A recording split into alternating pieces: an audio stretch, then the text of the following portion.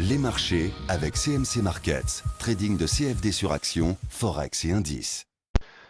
Bonjour, je vous présente aujourd'hui une vidéo d'analyse technique de AB Science tradable à partir de la plateforme de CMC Market. On va commencer par une vue assez large de AB Science, chaque bougie correspondant ici à une séance de cotation. On s'aperçoit que la moyenne mobile à 20 séances est relativement plate et que nous avons tendance à latéraliser donc en dessous de cette moyenne mobile à 20 séances plates, ce qui veut dire qu'on est globalement actuellement sans tendance.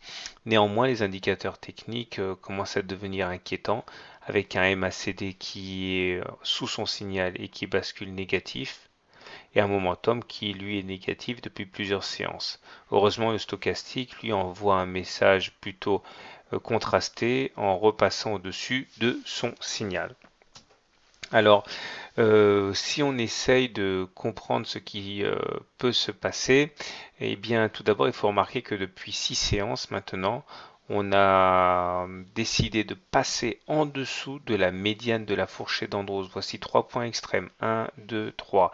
Donc, à partir de ces 3 points, on peut tracer une fourchette d'Andros et la médiane en correspond à l'objectif naturel.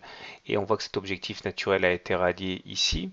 Et une fois qu'on est passé de l'autre côté de la médiane, on va être coincé et au risque de faire des rotations entre la médiane et la partie basse de la fourchette d'Andros, c'est-à-dire clairement actuellement entre les 17 et quelques et les 16 et demi.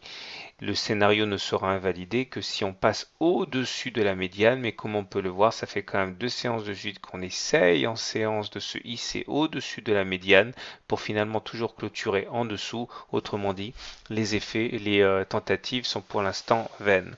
Ce qui m'amène donc à la présence de deux objets graphiques très importants. Tout d'abord, on voit que nous sommes en train d'évoluer à moyen terme dans ce grand canal rose. Là, on voit bien que les impacts à chaque fois ont scellé le cours de la valeur, hein. Chaque contact contre la partie haute s'est traduite par la suite par un repli et chaque contact sur la partie basse s'est manifesté par un rebond.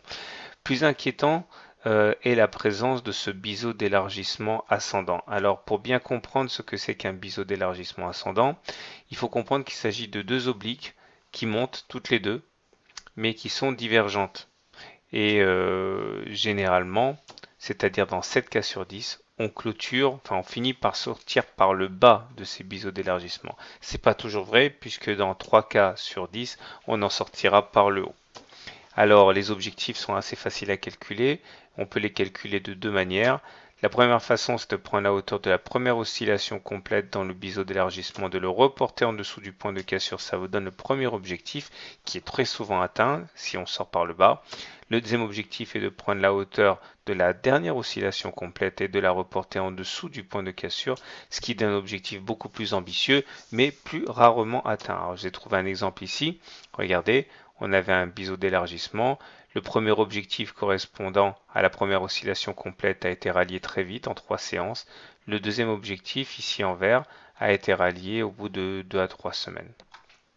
Alors, comme vous pouvez le voir, sur le graphique d'AB Science, il est donc fortement probable que l'on casse ce biseau d'élargissement par le bas. Et dans ce cas, l'objectif minimaliste serait d'aller chercher la hauteur de la première oscillation complète, ici en vert, reporté en dessous du point de cassure lorsque celui-ci apparaîtra, ce qui nous amène donc comme par hasard à un retour sur le bas du canal rose.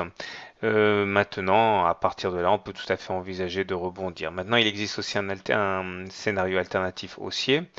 Cela impliquerait que l'on arrive à se déporter au-dessus de la médiane, ce qui amènerait les cours à osciller donc au-dessus de la médiane, compris entre la médiane et la partie haute de la fourchette d'Andrews.